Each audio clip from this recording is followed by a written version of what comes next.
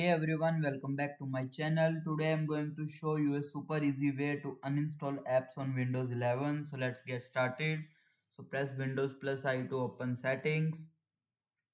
Then click on apps. Here you will see installed apps. Click on installed apps. Now scroll down and select the app you want to uninstall. Like I want to uninstall Lively Wallpaper. Then click on three dots. Then click on uninstall. A prompt will become this app and its related info will be uninstalled. Click on uninstall.